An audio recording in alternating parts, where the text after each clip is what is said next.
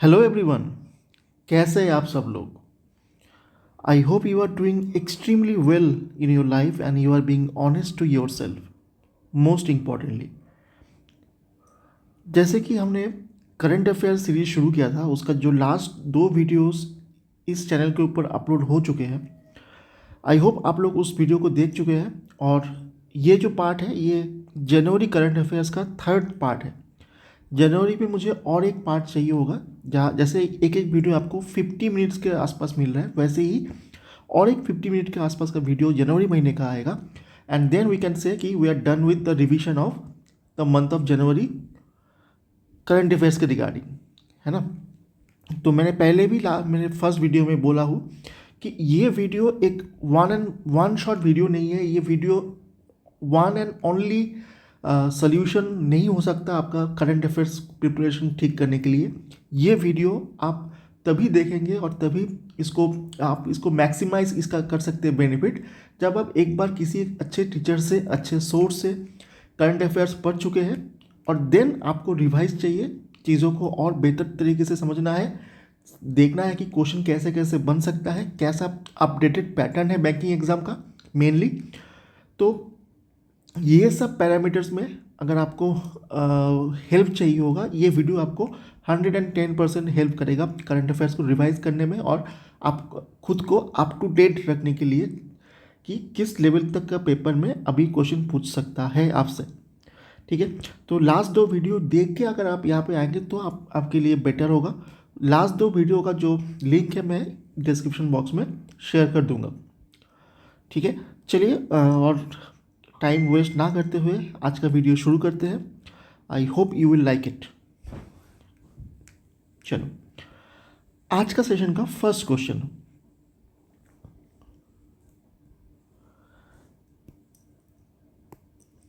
पूछा जा रहा है, history that India ignored, a book by Prem Prakash is launched by the CM of which state? ठीक है, सबसे पहले तो ये क्वेश्चन यहाँ कुछ जैसे मैंने लास्ट वीडियो में भी आपको बताया था कि मेरा जो यहाँ पे क्वेश्चन रहेगा, उस क्वेश्चन के अंदर भी इतना इन्फॉर्मेशन रहेगा जहाँ से दो तीन और क्वेश्चन आप ऑलरेडी फ्रेम कर सकते हैं, दो तीन और क्वेश्चन का आंसर फ्रेम कर सकते हैं। जैसे कि हिस्ट्री दैट इंडिया इग्नोर्ड, इस बुक का पोएम, इस बुक का राइटर कौन है।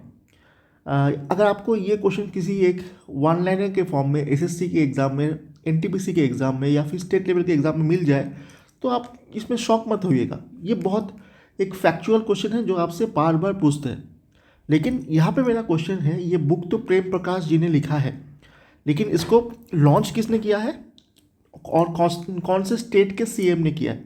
किसी भी एक अगर आप जानते होंगे तो आप दोनों क्वेश्चन के आंसर कर पाएंगे, है ना। तो जैसे कि इस क्वेश्चन का आंसर तो प्रॉपरली होगा गोवा। गोवा का सीएम कौन है? प्रमोद सावंत जी। प्रमोद सावंत जी, ठीक है, उन्होंने इस बुक का लॉन्च किया है। अब ये न्यूज़ है क्या एक्चुअल में ये न्यूज़ है कि ये जो हिस्ट्री दैट इंडिया इग्नोर्ड ये बुक है, ये बुक में बेसिकली बात हो रहा है वीर सावरकर का, बहुत लोगों का हो रहा है। मेन फोकस वीर सावरकर का, जो उनको जो अरेस्ट किया गया और अरेस्ट के बाद उनके साथ क्या क्या हुआ उसके रिगार्डिंग है। ठीक है, और क्या मेनली इस बुक में रोल ऑफ नेताजी को भी बहुत अच्छे से डिफाइन किया गया है, मतलब लिखा गया है। डिफाइन क्या ही कर लेंगे हम, नेताजी को डिफाइन करने लायक किसी का भी हैसियत नहीं है शायद हम लोगों में से। जो भी है, role of Netaji in Indian army,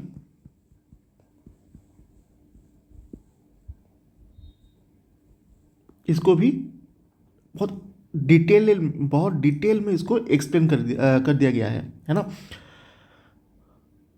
तो अब यहाँ तक अगर आप जान चुके हो, उसके बाद आपको ये जानना ज़रूरी है कि जो गोवा का सीएम है ये तो प्रमोद सावंत जी है, लेकिन गोवा का गवर्नर कौन है? आपको लग रहा होगा आजकल तो ऐसे क्वेश्चन पूछते नहीं है। अब देखो बात ऐसा है ना, लाइफ इज़ अ सर्कल। आपको चीज़ों के लिए प्रिपेयर रहना पड़ेगा। जैसे कि मैंने एक मेरा बहुत पॉपुलर वीडियो है जहाँ पे मैंने ये समझाया था कि फुल टॉस बॉल पे आपको छक्का मारना आना चाहिए, इरेस्पेक्टिव ऑफ आप उसका प्रैक्टिस कर रहे हो कि नहीं कर रहे हो, है ना।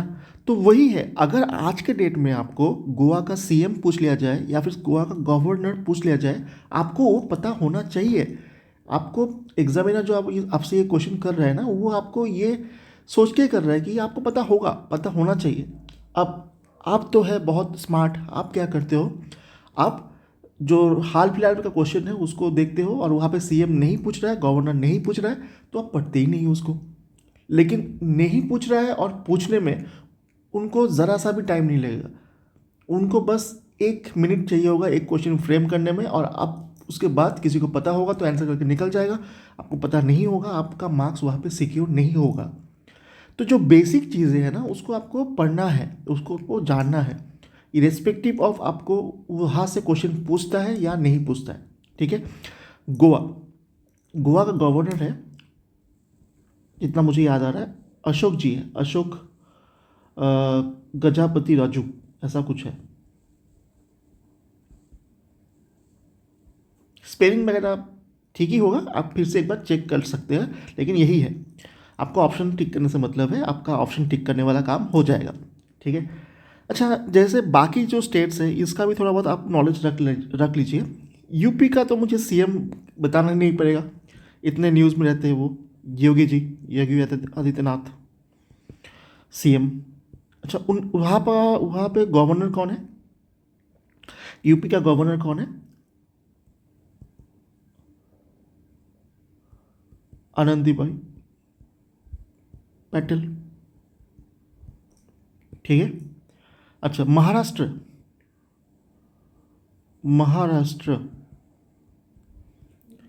सीएम बहुत न्यूज़ में रहता है, देवेंद्र फडणवीस। देवेंद्र फडणवीस।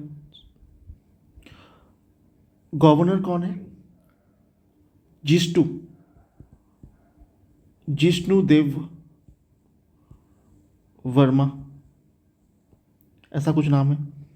अच्छा, असम असम का भी सीएम बहुत न्यूज़ में रहता है, मेनली सोशल मीडिया में, है ना, हेमंत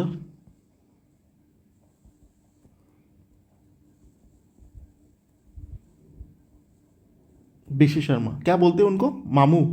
मामा बोलते हैं शायद। ठीक है, सीएम हो गया। अब गवर्नर, ये तो हो गया सीएम। गवर्नर कौन है?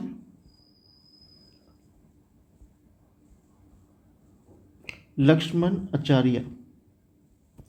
अब देखो यहाँ पे मैं फिर से वही चीज़ को रिपीट कर रहा हूँ, है ना। हाल फिलहाल में जो भी एग्ज़ाम हुआ, उस एग्ज़ाम में, खास करके बैंकिंग एग्ज़ाम में, तो कभी भी आपको सीएम गवर्नर नहीं पूछ रहा है।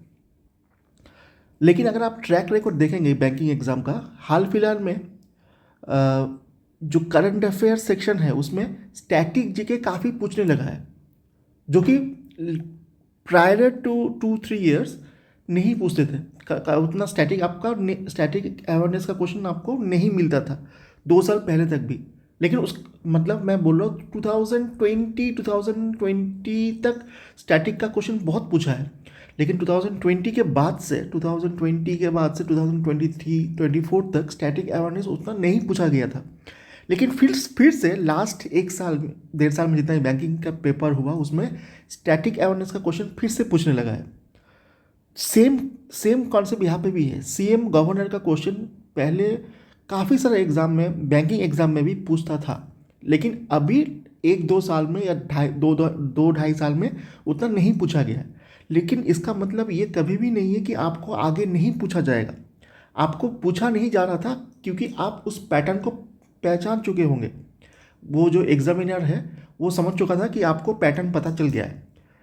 तो जो एग्जामिनर को तब पता चल गया था कि आपको पैटर्न पता चल गया है कि सीएम गवर्नर पूछा जा रहा है, तो आप उसको पढ़ के जा रहे हो, तो उससे सेम एग्जामिनर को ये भी पता चल गया कि अभी लास्ट 2 साल में अगर वहाँ से क्वेश्चन नहीं पूछा गया है तो स्टूडेंट लोग जनरली उसको इग्नोर कर देंगे। अब मैं पूछूंगा फिर से। तो बात वहाँ पे ही है, बात यही है कि आप जो जनरल चीज़ें हैं, जो फंडामेंटल चीज़ें हैं, जो बेसिक चीज़ें हैं, उसको कभी भी नज़रअंदाज नहीं कर सकते, इरिस्पेक्टिव ऑफ आपसे वो एग्ज़ाम में पूछा जा रहा है या फिर नहीं पूछा जा रहा है। ठीक है ना। चलो, इस क्वेश्चन से मुझे यहाँ तक ही मुझे लगा कि ये सब डिस्कस कर लेना ज़रूरी है। अब आगे बढ़ते हैं, नेक्स्ट क्वेश्चन में आते हैं। Jyoti Vishnu international airport is in which state of India? इस क्वेश्चन का प्रॉपर आंसर तो आसाम है। अब ज्योति विष्णु जो इंटरनेशनल एयरपोर्ट है, इसका ये जो न्यूज़ आया, इसका बैकड्रॉप क्या है? अमित शाह विजिट करने गए थे रिसेंटली। अमित शाह जी, होम मिनिस्टर, वो विजिट करने गए थे आसाम में और उन्होंने जाके ही इसको इनाग्रेशन किया। ठीक है। अब ज्योति विष्णु है क्या एक्चुअली? ये दोनों बहुत फेमस पर्सनालिटी आसाम का, ज्योति प्रसाद अग्रवाल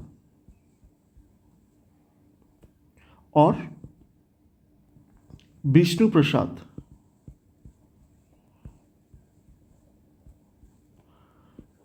प्रसाद, ये थे पोएट,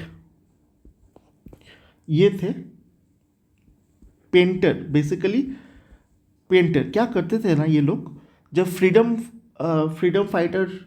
फाइटर की तरफ से ये लोग काम करते थे। कैसे ये काम करते थे? आपका जो उन्होंने जो लिखा बाय हिज राइटिंग, और पेंटर ये जो विष्णु प्रसाद जी है, ये तरह तरह का जो इंस्पिरेशनल, आज के डेट में आप बोल सकते हो कि इंस्पिरेशनल कुछ आर्ट हो गया, ऐसे करके रिप्रेजेंट करके जो लोगों में देश प्रेम है इसको जागृत कर रहा था। तो इन दैट सेंस ये लोगों ने आसाम में बहुत ज़्यादा कंट्रीब्यूशन किया था, आसाम के लोगों में ये अवेयरनेस फैलाने के लिए कि what we need to do. ठीक है। तो ये दोनों को ध्यान में रखते हुए ये जो इंटरनेशनल एयरपोर्ट हुआ उसका ये नेमिंग आया। ठीक है।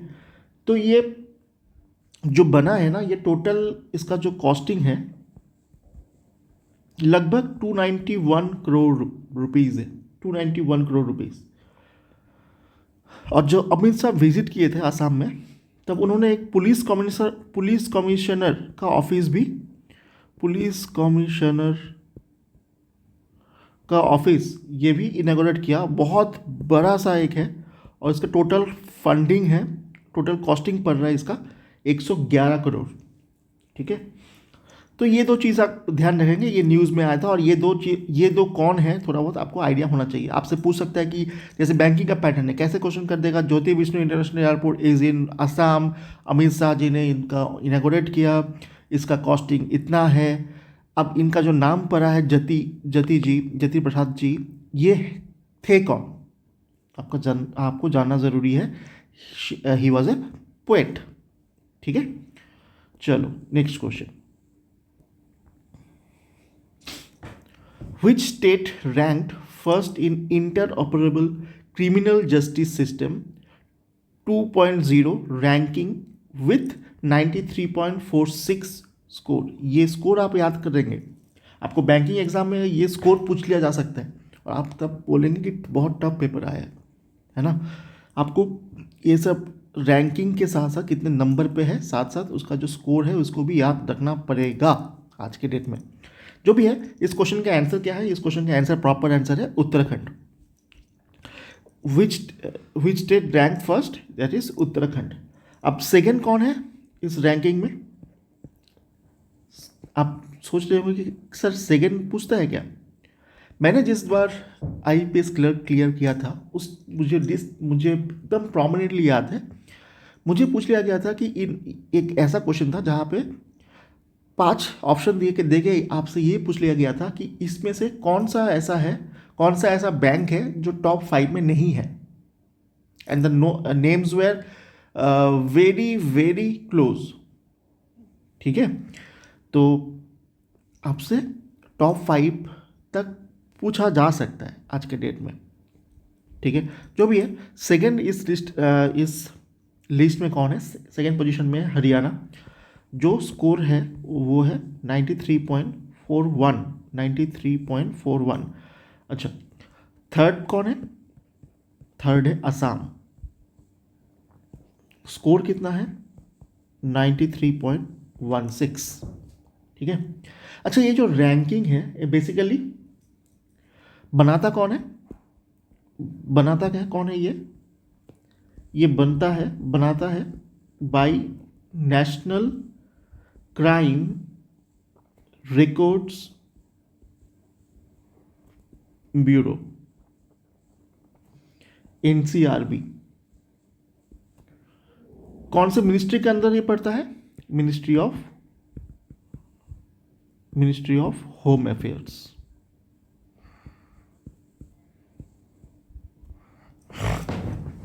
ठीक है, इतना आप जान लेंगे इस पर्टिकुलर न्यूज़ से, टॉपिक से, तो आपका काम चल जाएगा। ठीक है। Next question, Akka Pade is a famous scheme of which state? Proper answer Karnataka. Akka Pade का मतलब क्या होता है? Elder sister force. ठीक है।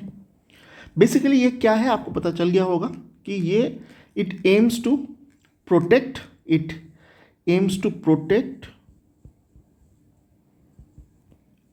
And ensure the safety of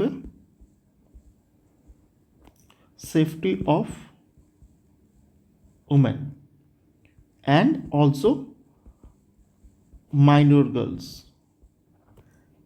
across Karnataka. जब ये न्यूज़ हुआ जनवरी महीने में, तब ये पूरा का पूरा कर्नाटका के लिए है, लेकिन शुरुआत 2 से 3 डिस्ट्रिक्ट में ही डिस्ट्रिक्ट में ही हुआ था। ठीक है, बेंगलुरु में हुआ था ये स्टार्टिंग, और भी काफ़ी 2-3 और जगह पे भी हुआ था, लेकिन धीरे धीरे ये पूरा कर्नाटक स्टेट के लिए ही है। ठीक है, चलो नेक्स्ट क्वेश्चन। आई थिंक यहाँ तक आप लोग सब समझ पा रहे होंगे, क्वेश्चन को एंजॉय कर रहे हो या फिर रिवाइज कर रहे हो ठीक से, और आंसर कर पा रहे होंगे, आई होप।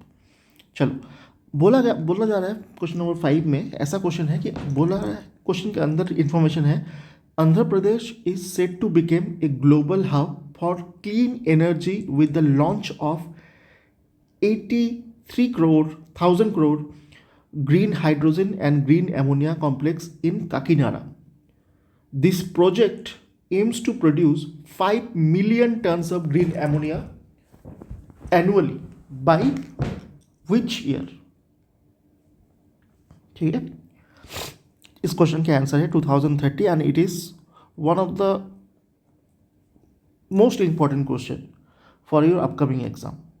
ठीक है, डेटा, ये सब क्वेश्चन के अंदर जो डेटा है इसको भी आपको याद रखना है, 2030 याद रखना है। ठीक है, बेसिकली एम क्या है? 2030 तक इंडिया का एम है कि India first green ammonia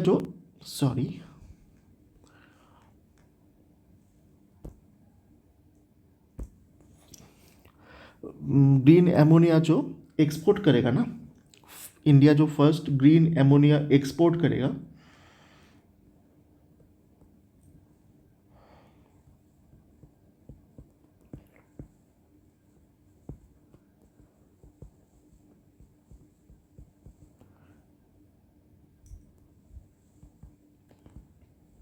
export to global market. ठीक है, ग्रीन एमोनिया एक्सपोर्ट नहीं करता है इंडिया, 2030 तक ग्रीन एमोनिया एक्सपोर्ट करना है ग्लोबल मार्केट में, ये उनका टारगेट है, इंडिया का टारगेट है बाय 2030।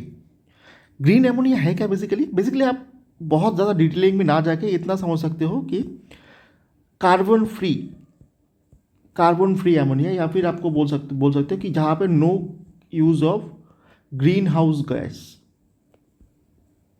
जहाँ पे होता है। ठीक है, इंडिया का कार्बन फ्री होने का जो टारगेट है कब तक है? 2070 तक इंडिया को कार्बन फ्री बनना है, और उसी की तरफ, उसी को ध्यान रखते हुए ही ये सब जो स्टेप्स है उठाया जा रहा है। बहुत इम्पोर्टेंट एक जो इनिशिएटिव है साइट, आप इसी चीज़ का बाई प्रोडक्ट भी मान सकते हो। साइट का फुल फॉर्म क्या है? स्ट्रैटेजिक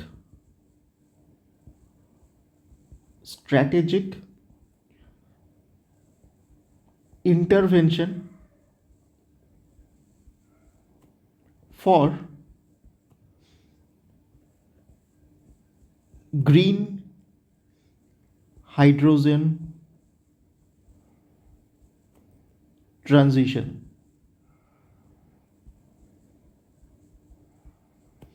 ये फुल फॉर्म है। ये साइट जो इनिशिएटिव है ये है किसके अंदर? Obviously renewable energy ministry.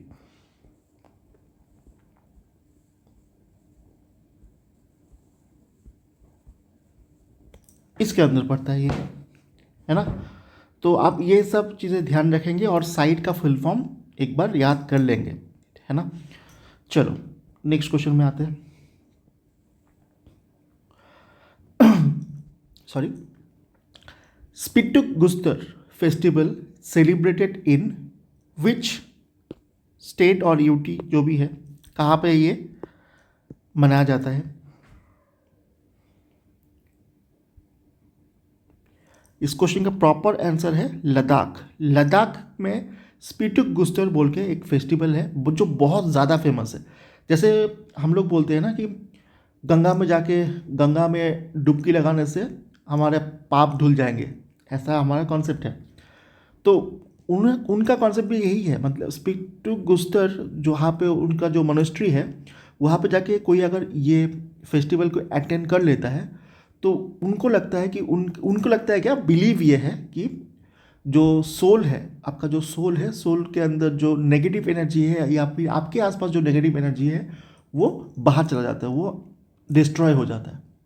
ठीक है, तो ये सोल को प्यूरिफाई करता है, ऐसा उन लोगों का मानना है। तो ये बहुत बहुत ज़्यादा फेमस एक फेस्टिवल है लद्दाख में। इसको मास्क फेस्टिवल भी बोलते हैं, मास्क फेस्टिवल। ठीक है, अब ऑब्वियसली बुद्धिज़्म, अगर आप बुद्धिज़्म को देखेंगे, अगर आप बुद्धिज़्म में थोड़ा बहुत भी आपको इंटरेस्ट है, उसके बारे में पढ़ना है आपको, तो मैं कुछ लिंक शेयर कर दूंगा, वहाँ से आप चीज़ों को पढ़ सकते हो। आपको ध्यान ही रखना है कि बुद्धिज़्म में ना बेसिकली तीन कैटेगरी बोलना ठीक नहीं है, वो ये वर्ड सही नहीं है, लेकिन तीन आस्था में हम चीज़ों को डिवाइड कर सकते हैं। तीन लोगों का जो बिलीव सिस्टम है, बिलीव है, वो तीन पार्ट में डिवाइडेड है। जैसे कि बुद्धिज़्म में अगर हम देखेंगे मेनली तीन कैटेगरी है। कौन कौन सा? एक वो लोग, एक ऐसा लोग है जो सेल्फ लिबरेशन पे बिलीव रखते हैं। सेल्फ लिबरेशन थ्रू जो हम लोग देखते हैं मेडिटेशन, डिसिप्लिन, ये सब के ऊपर उन लोगों का बिलीव है। दूसरे टाइप के लोग जो बुद्धिज़्म में बिलीव करते हैं, दूसरा जो पार्ट है, मेजर पार्ट है बुद्धिज़्म में, वो बिलीव करते हैं कि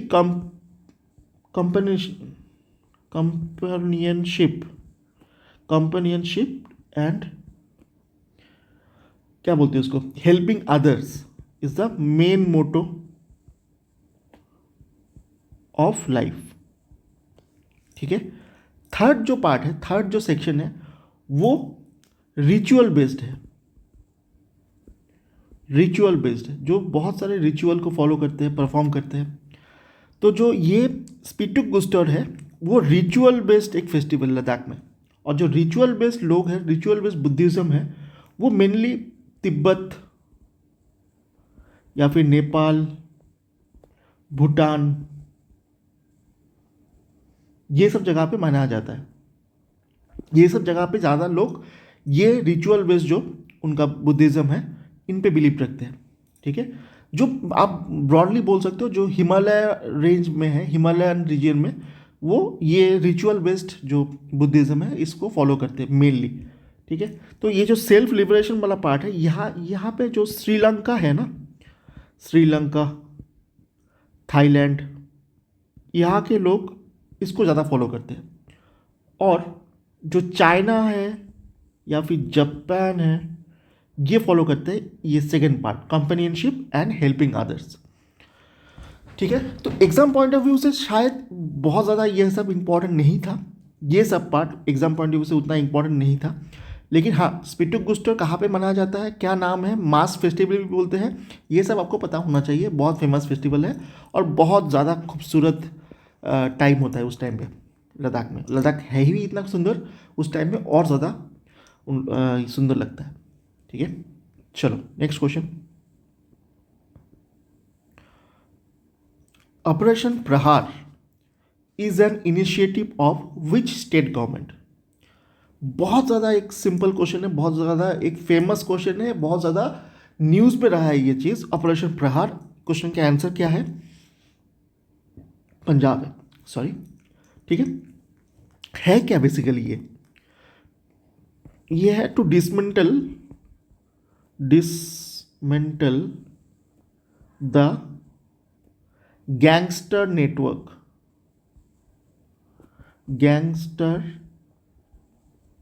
नेटवर्क इन पंजाब, है ना। आपको पता ही होगा उड़ता पंजाब, है ना, वही वाला बात है। उड़ता पंजाब के साथ साथ बहुत कुछ उड़ता है वहाँ पे। चलो, यहाँ पे बेसिकली ये ऑपरेशन प्रहार में कितना लोगों का टीम था, 200 टीम्स वेयर पार्टिसिपेटिंग।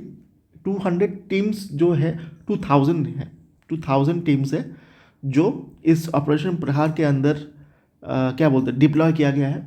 और कितने पुलिस है, टोटल 12,000 पुलिस ऑफिसर इसमें इन्वॉल्व है। ठीक है, बेसिकली ऑपरेशन प्रहार जनवरी महीने का न्यूज़ में नहीं था। जो न्यूज़ में था वो मुझे लगा कि वहाँ से डायरेक्ट क्वेश्चन तो नहीं पूछ सकता, लेकिन जो एक न्यूज़ है कि पंजाब में अगर आप देखेंगे खास करके लुधियाना साइड में, है ना, लुधियाना साइड में अगर आप लोकल न्यूज़पेपर पढ़ते हो या न्यूज़ चैनल देखते हो तो आपको पता होगा कि dog biting, street dog biting का बहुत ज़्यादा वहाँ पे केस चल रहा है। मतलब परेशान हो गए लोग स्ट्रीट डॉग से। तो वहाँ पे लुधियाना में फर्स्ट एवर डॉग सेंचुरी खुला गया है। ये न्यूज़ में आया था जनवरी महीने में, लेकिन ये आपसे उतना एग्जाम पॉइंट ऑफ व्यू से इम्पोर्टेंट नहीं है।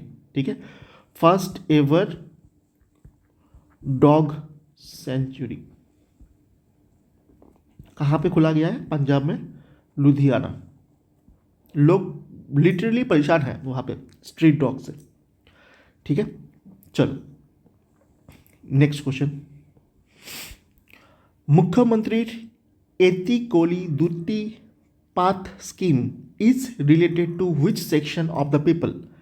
पहला बात तो ये कि कहाँ, कौन से स्टेट का है, आसाम का है। आसाम में भी कौन से रीजन, कौन से सेक्शन के लिए, टी गार्डन वर्कर्स। क्यों ये न्यूज़ में आया, क्योंकि आसाम टी का रिसेंटली 200 ईयर्स कंप्लीट हुआ, 200 years of Assam T industry. उसी के लिए ये इनिशिएटिव है। यहाँ पे क्या कर रहे हैं ना, टोटल 300 करोड़ फंड इन्फ्यूज़ किया गया है। ठीक है, 5,000 करके सबको मिलेगा, बट वन टाइम ही मिलेगा। ऐसा नहीं है कि वेस्ट बंगाल की तरह कि मिलता ही जाएगा, ऐसा नहीं है। 5,000 रुपया एक टाइम, वन टाइम असिस्टेंट मिलेगा। और कितने लोगों को मिलेगा, 6 लाख वर्कर्स। ठीक है, तो ये न्यूज़ आप थोड़ा ध्यान रखेंगे कि ये जो मुख्यमंत्री एतिकोली दुट्टी पाथ स्कीम, ये आसाम का स्कीम है और फॉर टी गार्डन और वर्कर्स है। स्पेलिंग थोड़ा मिस्टेक है, देख लीजिएगा। ठीक है, चलो next question. Former president Ramnath Kovind launch the responsible nations index at doctor Ambedkar international centre in Delhi. आपसे क्वेश्चन क्या कर सकता है, डॉक्टर अंबेडकर इंटरनेशनल सेंटर है कहाँ पे, दिल्ली में है, ध्यान रखिएगा। India is in 16th rank out of how many countries. First इस option is correct for this question. 154 countries total है, उसमें से इंडिया का रैंक 16th है। और पर्टिकुलर इस इंडेक्स में ना हम लोग यूएसए, चाइना, इन सबसे भी आगे हैं। कैसे, यूएसए का रैंक है 66, चाइना का रैंक है 68, इंडिया का रैंक है 68। बेसिकली ये क्या है, क्या ये है कि आपके पास कितना रॉ पावर है वो तो ठीक है, लेकिन आप उस रॉ पावर को यूज करके how responsibly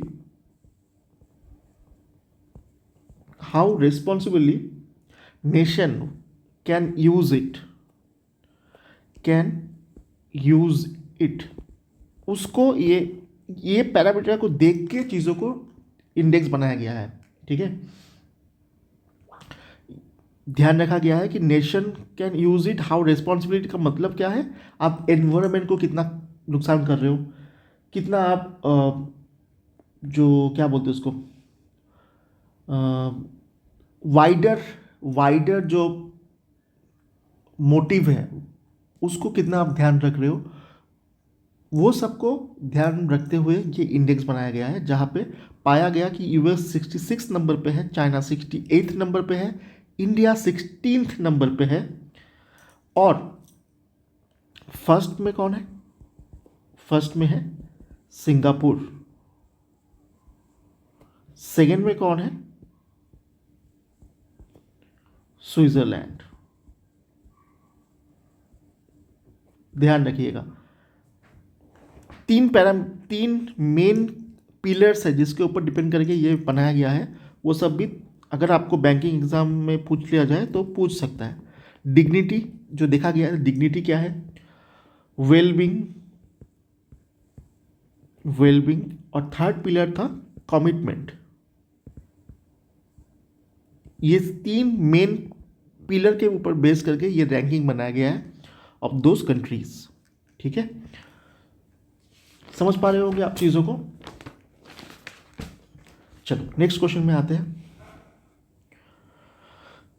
China has retained its position as the number one manufacturing country in Asia Manufacturing Index for the third consecutive year या फिर टाइम। रैंक ऑफ इंडिया क्या है इस इंडेक्स के हिसाब से आपसे पूछा गया है। तो इंडिया का रैंक है 6th। टोटल कितने कंट्री का रैंकिंग बनाया गया था, टोटल 11 कंट्री का रैंकिंग बनाया गया था। ठीक है, तो फर्स्ट तो चाइना है, सेकेंड कौन है, सेकेंड नंबर पे है मलेशिया।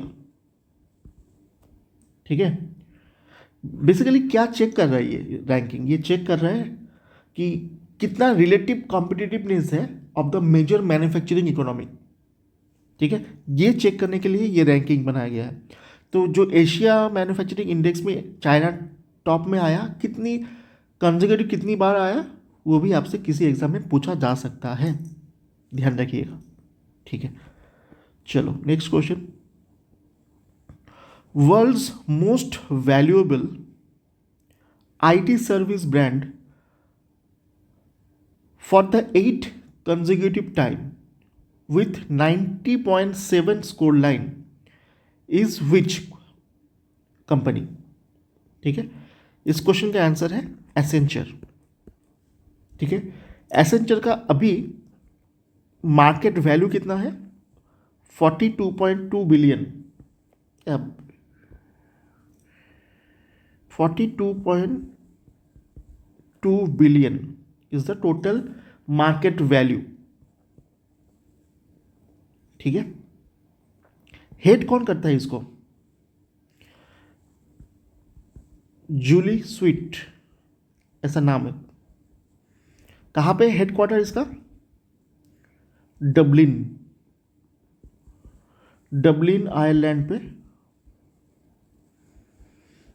इसका हेडक्वार्टर है। ठीक है, ये बेसिक चीज़ें आप याद कर लेंगे। ठीक है, सेकंड नंबर पे कौन है फिर? सेकंड नंबर पे टीसीएस है। सेकंड नंबर पे टीसीएस है। टीसीएस का वैल्यूएशन कितना है अभी? 21.2 बिलियन। ठीक है। अब टीसीएस को हेड कौन करता है? नटराजन चंद्रा। वो कौन है? चेयरमैन है। ठीक है, चेयरमैन है। और ध्यान आप ये देखेंगे कि टीसीएस का एमडी सीईओ कौन है? कुछ के प्रीतिवरन ऐसा कुछ नाम है। ठीक है, आप देख लीजिएगा इसको, मुझे जितना याद आ रहा है के कुछ नाम है, डबल के तो है। ठीक है, आपको बेसिक ऑप्शन टिक करने लायक चीज़ें अगर आता है तो आपको काम चल जाएगा, क्योंकि आप एग्ज़ाम में स्कोर करने से आपको मतलब है अभी। ठीक है, हाँ, प्रॉपर नॉलेज जो गेन कर पा रहे हैं वो तो है ही, उसके लिए वो तो बेटर है ही। अगर एकदम एक्सीलेंट नहीं हो पा रहा है, मैनेजेबल चीज़ें आपको करना पड़ेगा, आपको चीज़ों को मैनेज करना पड़ेगा कैसे भी करके हो। ठीक है, अच्छा, टीसीएस के हेडक्वार्टर कहाँ पे है? बहुत कॉमन सा क्वेश्चन है, मुंबई पे है ना? ठीक है, थर्ड नंबर पे कौन है फिर? थर्ड नंबर पे है इन्फोसिस। ठीक है, थर्ड नंबर पे है इन्फोसिस। अब इसका हेडक्वार्टर बेंगलुरु है ना, और हेड कौन है? नारायण मूर्ति। नारायण मूर्ति हेड। ठीक है, आपको ये भी ध्यान रखना है, ये जो world most valuable IT service brand, ये जो लिस्ट आया इस टाइम पे, एक लिस्ट ऐसा भी आया था कि टॉप 500 कंपनीज। ठीक है, टॉप 500 कंपनीज में 192 कंपनीज या फिर brands are from USA only. ध्यान रखिएगा, ये एक स्टैटिक क्वेश्चन है, स्टैटिक टाइप का क्वेश्चन है, लेकिन इंपॉर्टेंट है। ठीक है, तो 8 कंसेक्यूटिव टाइम कौन सा कंपनी टॉप किया? That is Accenture. ठीक है, next question, India is world second largest cement producer after China, contributing -% of global annual cement output. बहुत इंपॉर्टेंट क्वेश्चन है, one of the most important question है इस month का। 13% is the correct answer. ठीक है ना, तो किस्सा ये है कि 391 मिलियन टन्स हुआ करता था 2023 में, सीमेंट प्रोडक्शन की बात कर रहा हूं मैं। बाई 2070 हमारा टारगेट है इसको 2100 बनाना, 2100 मिलियन टन बनाना। ठीक है, सेम एक data with respect to aluminium भी आया है रिसेंटली, इसको भी थोड़ा पढ़ लीजिएगा। एल्यूमिनियम के केस में 4 मिलियन टन 2023 में प्रोड्यूस होता था। अब इसका जो 2070 का टारगेट है वो दिया गया है 37 मिलियन टन्स। ठीक है, ये दोनों डेटा आप थोड़ा याद रखेंगे। डेटाबेस क्वेश्चन बैंकिंग में पूछता है, खास करके जो पीओ लेवल का पेपर है उसमें ज़रूर से पूछ सकता है ये ऐसा क्वेश्चन। ठीक है, बहुत स्ट्रेट फॉरवर्ड लगेगा, बहुत इजी लगेगा, लेकिन डेटा पता है तो है, नहीं है तो नहीं है, वहाँ पे आप तुक्का नहीं मार सकते हो। ठीक है,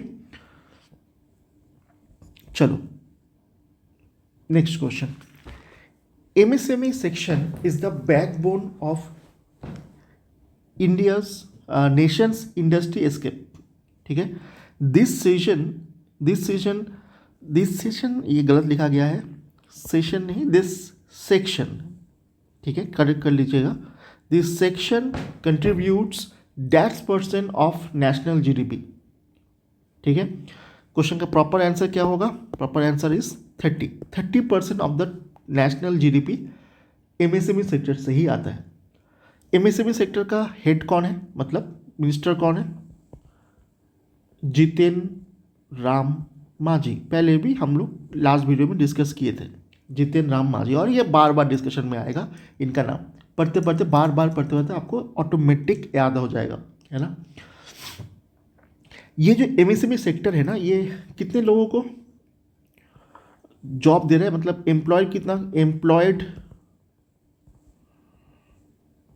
एम्प्लॉयमेंट किसको, कितने लोगों को दे रहा है? Not less than 250 million people. ठीक है, जो टोटल एक्सपोर्ट होता है इंडिया का, टोटल एक्सपोर्ट, उस टोटल एक्सपोर्ट का 46% is coming from this MSME sector. ठीक है, आपको ये भी ध्यान रखना है कि अगर मैं बोलता हूँ कि टोटल 6.9 करोड़ एमएसएमई है, एमएसएमई हमारे कंट्री में है, तो उसमें से आप ध्यान रखेंगे जो 6.8 करोड़ है वो माइक्रो है। ठीक है, 0.48 करोड़ ऑब्वियसली वो स्मॉल इंडस्ट्री है, और only 0.003 crore obviously is medium enterprise. ठीक है, ये सब डेटा है जो आपको याद रखना पड़ेगा। आपको ये सब एग्जाम में, किसी न किसी एग्जाम में कभी ना कभी उठा के पूछ सकता है। ठीक है।